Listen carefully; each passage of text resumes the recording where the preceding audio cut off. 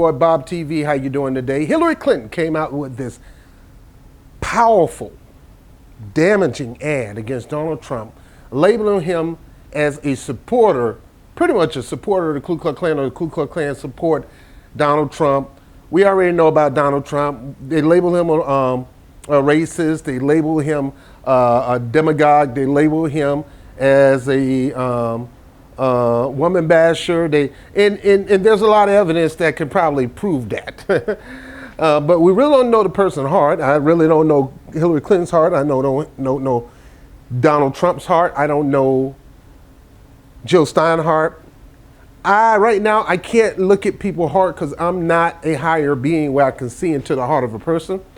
But I believe your actions are a direct result of your heart. That's my personal belief. Now here we got Hillary Clinton with this ad hidden at Donald Trump. And it's a hard hit. Watch this. The reason a lot of Klan members like Donald Trump is because a lot of what he believes, we believe in. Donald Trump would be best for the job. For president.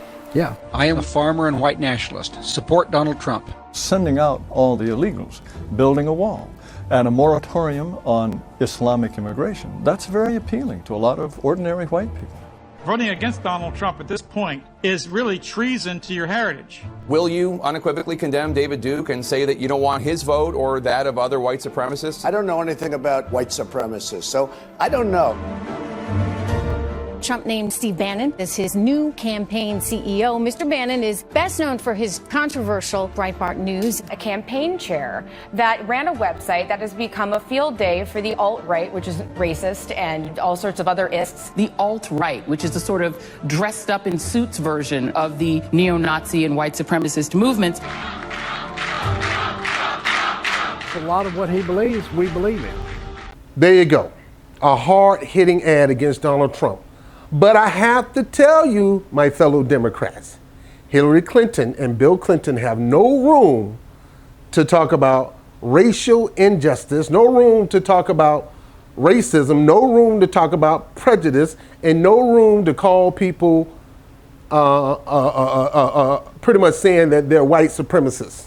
Now, there's nothing wrong with being, and I will say this about any race, there's nothing wrong with being proud of your race. But when you become supremacist, that means you feel that you're above everybody else. Now that's a problem in the world today that needs to stop. Sure, you should be proud of your heritage. I mean, we have BET. I mean, if somebody, I kind of feel Stacey Dash on that, if somebody won the white entertainment television, wet. We shouldn't get mad at that. I mean, people should be able to have a channel to produce their heritage or where they're from. Like my Pakistani brothers or my Jamaican brothers. They have their own channel and they have things where they talk about their heritage. But when you talk about being all exclusive and putting yourself above somebody else, that's a problem. Now hear me, Democrats and burners and greeners and things like that. She have no room to talk, because she have just as much racism flowing through her camp as it is in anybody else's camp. Watch this.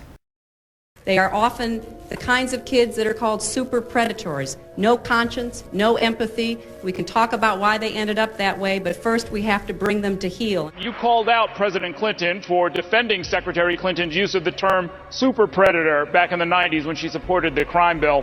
Why did you call him out?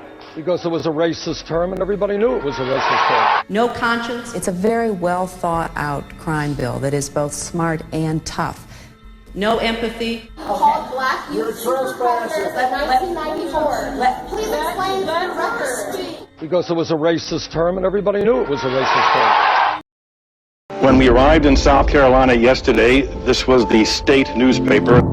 Clinton camp hits Obama, attacks painful for black voters, many in state offended by criticism of Obama and remarks about Martin Luther King. Dr. King's dream began to be realized when President Lyndon Johnson passed the Civil Rights Act of 1964. It's as if you are minimizing I have a dream. It's a nice sentiment, but it took a white president to get blacks to the mountaintop. The damage between the Clintons and the African Americans in this country might be irreparable. Senator Obama's support among hardworking Americans, white Americans, is weakening. Clinton had said a few years ago this guy would have been getting us coffee. I am not a racist. This whole thing is the biggest fairy tale. Geraldine Ferraro's comment to a newspaper that, quote, if Obama was a white man, he would not be in this position. The Clinton campaign doesn't want to change the tone. They're defending this.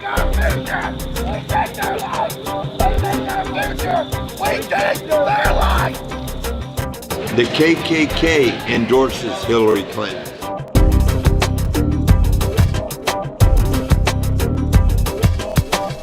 We have given her $20,000 anonymously for her campaign fund. She is friends with the Klan. You know, a lot of people don't realize that. What all this stuff she's saying now, she's saying so she can get into office, okay? She doesn't care about the illegal immigrants. She doesn't. She's acting like she does so she can get into office. And once she's into the office, then she'll implement her policies. She's Democrat. The Klan has always been a democratic organization.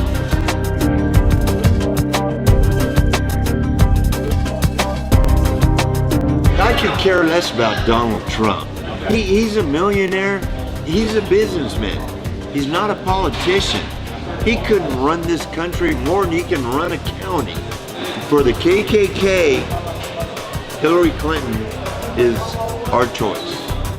Mexico is such an important problem. Mexican government's policies are pushing migration north. There isn't any sensible approach except to do what we need to do simultaneously, secure our borders with technology, personnel, physical barriers if necessary in some places, and we need to have tougher employer sanctions, and we need to try to incentivize Mexico to do more. If they've committed transgressions of whatever kind, they should be obviously deported. Hot sauce. Really? Yeah. Really? Are you getting information right now? Hot sauce. Hot sauce in my bag, Swag? Hot sauce. Really? Yes. Now listen, yes. I just want you to know, people are going to see this and say, okay, she's pandering to black people. Okay. Is it working? Is it working? Is it working? Senator Hillary Clinton is coming under criticism for racially charged comments she's made to the press to press her case for staying in the contest. In an interview with USA Today, Clinton said she would be the stronger candidate because she appealed to more voters. Clinton cited an Associated Press article that discussed, in her words, quote, how Senator Obama's support among hardworking Americans, white Americans, is weakening again, and how whites in both states who had not completed college were supporting me. There's a pattern emerging here, she said. Thanks for the endorsement, Bill. Took you long enough. Oh, snap!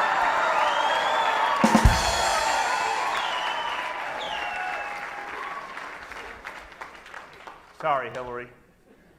I was running on CP time.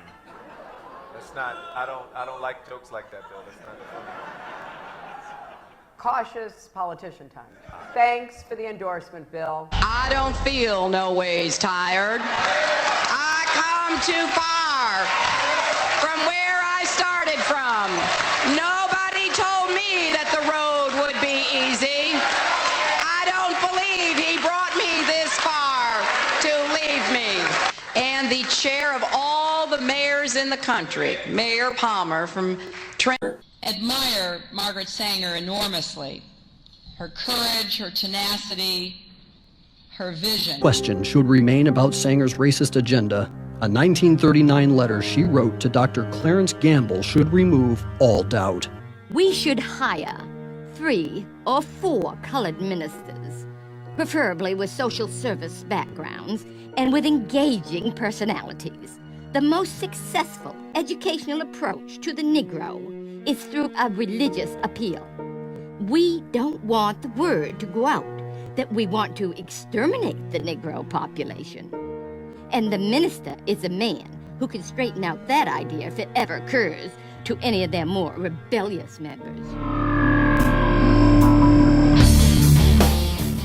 Hillary Clinton's new campaign strategy is to claim that Donald Trump is the candidate of the KKK, conveniently leaving out the fact that Hillary herself described Robert Byrd, a KKK member who once called black people mongrels, as her friend and mentor. Hillary is all set to give a speech today in which she will attack the Trump-supporting alt-right by demonizing it as racist and misogynistic. However, Hillary's attempt to denounce Trump by linking him with the KKK is laced with hypocrisy because Hillary herself once praised ex-KKK member Robert Byrd as her friend and mentor. Today, our country has lost a true American original, my friend and mentor, Robert C. Byrd. Senator Byrd was a man of surpassing eloquence and nobility. Robert C. Byrd left such a legacy. There are white niggers. I've seen a lot of white niggers in my time. I'm going to use that word. Byrd wrote a letter in 1946 in which he asserted that the Klan is needed today more than ever. I am anxious to see its rebirth here in West Virginia and in every state of the nation. After his death in 2010, Clinton gave a glowing eulogy to Byrd in a video that was uploaded to the State Department's official YouTube page.